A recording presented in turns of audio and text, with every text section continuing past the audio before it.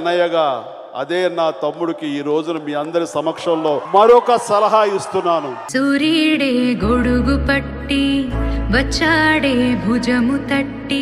ఏ రంగంలో అయినా సరే నీ ఇంట్రెస్ట్ చోట నువ్వు రాణిస్తావు. రెప్పనొదలక కాపు కాసెడి కన్నువాడు.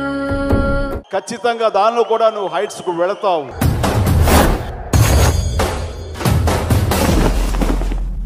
ఇంత మందిని ఆనందింపజేసే ఈ రంగాన్ని మాత్రం దూరం చేసుకోవద్దు. అలాంటోడు మళ్ళీ తిరిగి వస్తున్నాడు అంటే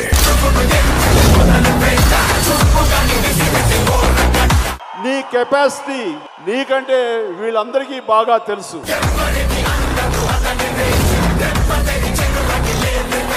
జోడు గుర్రాల మీద స్వారీ చేసే కెపాసిటీ నీకున్నది.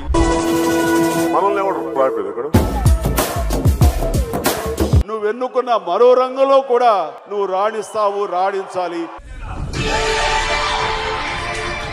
వైసీపీని అధపాతాళానికి తొక్కేశాడు.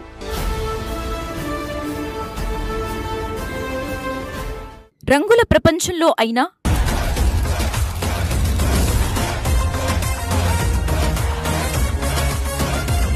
రాజకీయ చదరంగంలో అయినా ఆయన అడుగు పెట్టనంత వరకే. ఇల్లేమో దూరం, అసలే చీకటి గాఢంధకారం, దారంతా గతుకులు, చేతిలో దీపం లేదు, కానీ గుండెల నిండా ధైర్యం ఉంది. వన్స్ స్టెపిన్ అయితే ఆ పవర్ ని ఆపటం ఎవరి తరం కాదని 2024 ఎన్నికలతో 100% ప్రూవ్ చేశారు జనసేనాని. కళ్యాణ్ అనే నేను 21 స్థానాలు పోటీ చేస్తే 21 స్థానాలు అద్భుతంగా గెలిచాం. భారతదేశంలో ఎప్పుడు కూడా పోటీ చేసిన అన్ని సీట్లు గెలవటం అనేది చాలా చాలా రేరెస్ట్ రేర్. ఒక్కడే ఏం చేస్తాడులే అని లైట్ తీసుకున్నారు. అసెంబ్లీ గేటు కూడా తాకనివ్వం అంటూ ఛాలెంజ్ చేశారు. గేటు తన్నుకుని వెళ్తాడు, తాకనేటువంటి. ఇప్పుడు ప్యాకేజీ స్టార్ అంటూ అవహేళన పరిచారు. ఇంతకు ముందు ఈ ప్యాకేజీ స్టార్ కు పాలకొల్లు, భీమవరం, గాజువాక 3 అయ్యాయి. ఇప్పుడు పిఠాపురం 4ోది. 2 చోట్ల ఓడిపోయాడు, ఏం గెలుస్తాడులే అంటూ ఎగతాళి చేశారు. 3 పెళ్లిళ్లు, దత్తపుత్రుడు అంటూ అవమానించారు. ఈ మ్యారేజీ స్టార్ కు ఏ భార్య అయినా ప్రేమ ఉండదు, వీరి దత్తపుత్రుడు. కానీ ఇవేవి ఆయన్ని విసుమంత కూడా కదిలించలేకపోయాయి. అధికారం ఉంది కదా అని చూపించిన తలపొగురును ప్రజాపవర్తో అందపాతాళానికి తొక్కేశారు. జగన్ గుర్తుపెట్టుకో, అధపాతాళానికి తొక్కకపోతే నా పేరు పవన్ కళ్యాణే కాదు, పార్టీ జనసేనే కాదు. ప్రజల కోసం నేను అంటూ సింగిల్ గానే పొలిటికల్ ఎంట్రీ ఇచ్చారు. జనంతోనే ఉంటూ జనం కోసమే బతుకుతూ తానే ఓ ప్రభంజనమై రాజకీయాలలో సరికొత్త చరిత్ర లిఖించారు పవన్ కళ్యాణ్.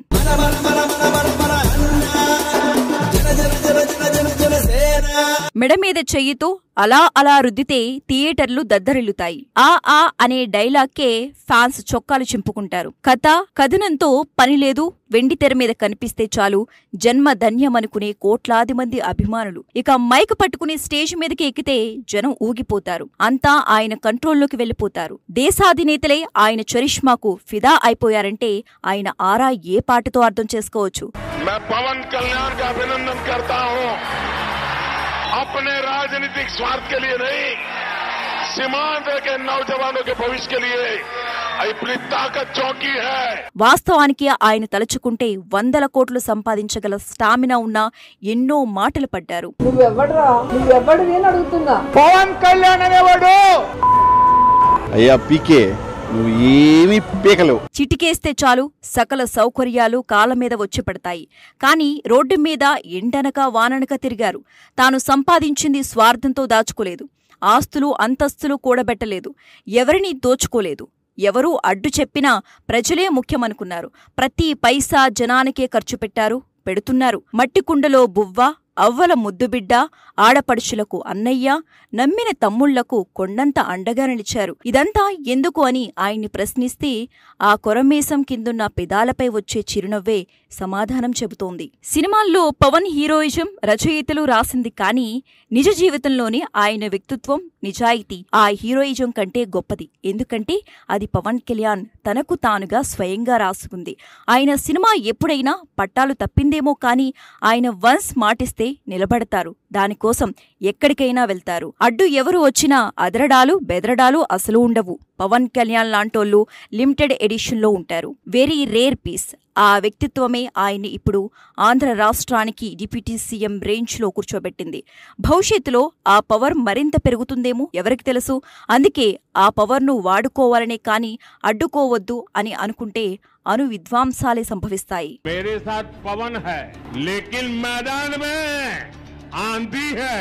ఎలాంటి రాజకీయ నేపథ్యం లేదు. కానీ 21 ఏళ్ల నుంచే ఆయనలో రాజకీయ ఆలోచనలు పురుడు పోసుకున్నాయి. ఆయనలో కమ్యూనిజం భావాలు మొదలయ్యాయి. జనం కోసం ఏదైనా చేయాలనుకున్నారు. జనసేనను స్థాపించారు. సుదీర్ఘమైన 5 సంవత్సరాల లక్ష్యంతో నేను ఇలా మీ ముందుకొచ్చాను. పార్టీ పెట్టాను. దాని పేరు జనసేన. 10 ఏళ్ల క్రితం పవన్ కళ్యాణ్ పేరు రాజకీయాల్లో వినిపించినప్పుడు ఎన్నో పార్టీల లిస్టులోకి మరొకటి చేరిందంటూ గిట్టని వాళ్లు గెలిచారు. అందుకే ఆరంభంలోని ఎన్నికల కోసం ఆరాటపడకుండా ఆచితూచి అడుగులు వేశారు. తెలుగుదేశం పార్టీకి మద్దతు ఇచ్చినప్పుడు టీడీపీ తోక పార్టీ అని గెలిచేశారు.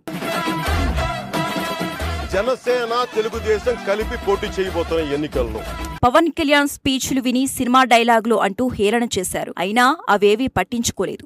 2019 ఎన్నికల్లో పవన్ కళ్యాణ్ ఒక్కడే బరిలో నిలిచారు. అప్పుడు 3 పెళ్లిళ్లు అంటూ తన వ్యక్తిత్వంపై దాడి చేశారు. ప్రజల్లో ఆయనకు వస్తున్న సపోర్టును చూసి ఓర్వలేకపోయారు. ఎన్నికల్లో పోటీ చేసిన 2 స్థానాల్లోనూ ఓటమి చెందటంతో ప్రత్యర్థులు పవన్ కళ్యాణ్ని టార్గెట్ చేశారు. రాజకీయాలు చేతకావంటూ అవమానించారు. వాటన్నిటినీ ఓపిగ్గా భరించారు. అలా అక్కడ తగ్గారు పవన్ కళ్యాణ్. తన ఓటమికి ఎవరినీ నిందించలేదు. తనను తాను ప్రశ్నించుకున్నారు. జనక్షేత్రంలోనే తేల్చుకోవాలని నిర్ణయించుకున్నారు. ప్రజల్లోకి వచ్చి గెలుపు కోసం వేట మొదలుపెట్టారు.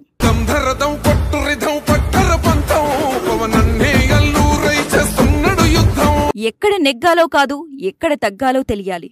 అది పవన్కి బాగా తెలుసు. 2019 ఎన్నికల్లో ఓటమిని ఓ గుణపాఠంగా తీసుకున్నారు. తన ఓటమిని చూసి నవ్వుతారని ఆయనకి ముందే తెలుసు. అయినా ఆయన కుంగిపోలేదు. అవమానాలు పడేవారు. గుండె నిండా ఆశలు నింపుకున్నవాడు ముందుకు వెళ్లలేడని, గుండెల్లో ఆశయాలు ఉన్నవాడే జీవితంలో ముందుకు వెళ్తారని భావించారు. ఓటమి తరువాత జన సైనికులను మళ్లీ సరైన దారిలో పెట్టేందుకు ఓ యజ్ఞం చేశారు. దైవ బలంతో ముందుకు కదిలారు. కొన్నిసార్లు రావటం లేటవచ్చు, కానీ రావటం మాత్రం పక్కా అంటూ 5 ఏళ్ల పాటు ప్రజల మధ్యన ఉంటూ వారి పక్షాన పోరాటాలు చేస్తూ ఆనాటి అధికార వైసీపీ నేతల విమర్శలను భరిస్తూ అప్పుడప్పుడు కొంచెం గట్టిగా సమాధానం చెబుతూ తనని తాను తగ్గించుకుని ప్రజల ముందు సేవకుడిలా నిల్చుని తన పని తాను చేసుకుంటూ పోయారు. చూస్తుండగానే 2024 ఎన్నికల నగారా మోగింది. ఈసారి యుద్ధంలో గెలవాలనుకున్నారు. యుద్ధ తంత్రాన్ని మార్చారు. శత్రువుని ఓడించటమే తన ముందున్న లక్ష్యమనుకున్నారు. అందుకోసం తన వారికి దూరమయ్యారు. ఈసారి అటు బీజేపీ, ఇటు తెలుగుదేశం పార్టీలతో కూటమి కట్టారు. పొత్తులో భాగంగా 23 స్థానాల్లో పోటీకి రంగంలోకి దిగారు. అధికార పార్టీ నేతల తిట్ల దండకాన్ని తన విజయానికి రచమార్గంగా మార్చుకున్నారు. అసెంబ్లీ కాదు కదా, అసెంబ్లీ గేటును కూడా తాకనివ్వం అంటూ సవాల్ చేసిన వైసీపీకి పిఠాపురం ప్రజలు అసెంబ్లీ గేటు తాకటం కాదు, దాన్ని తన్నుకుంటూ వెళ్లేలా భారీ మెజారిటీతో జన సైనికుణ్ణి గెలిపించుకున్నారు. పిఠాపురం ఆయన తాలూకుగా మార్చేశారు. ఆంధ్రప్రదేశ్ రాష్ట్రానికి డిప్యూటీ సీఎం అయ్యాక ఆయన ఆ పదవిని అధికారం అనుకోలేదు. కొత్తగా అప్పుడే కాలేజీలోకి అడుగుపెట్టిన విద్యార్థిలా తన కర్తవ్యాలను తెలుసుకున్నారు. మాట నిలబెట్టుకోవడం అంటే పవన్ని చూసే నేర్చుకోవాలి. ఒక్కసారి మాట ఇస్తే మడమ తిప్పరాయిన.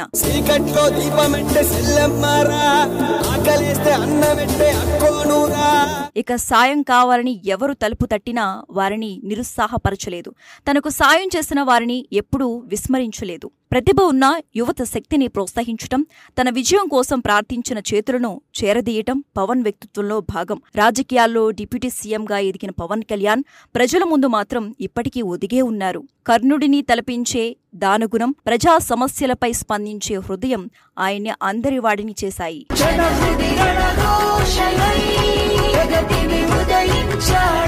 పవన్ కళ్యాణ్ ఇప్పుడు కేవలం జనసేన పార్టీ అధినేత, డిప్యూటీ సీఎం మాత్రమే కాదు. ఆయన క్రేజ్ తెలుగు నేలను దాటి దేశమంతటా విస్తరిస్తోంది.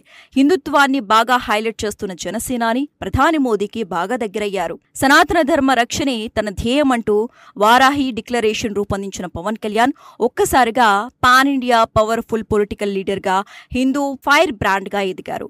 ఎప్పుడు కాషాయ వస్త్రాల్లో ఉండే యూపీ సీఎం యోగి ఆదిత్యనాథ్ కంటే కూడా అప్పుడప్పుడు దీక్ష తీసుకునే పవన్ కళ్యాణ్ తెచ్చుకున్న హిందూ ఐడెంటిటీ ఎన్నో రెట్లు అధికం.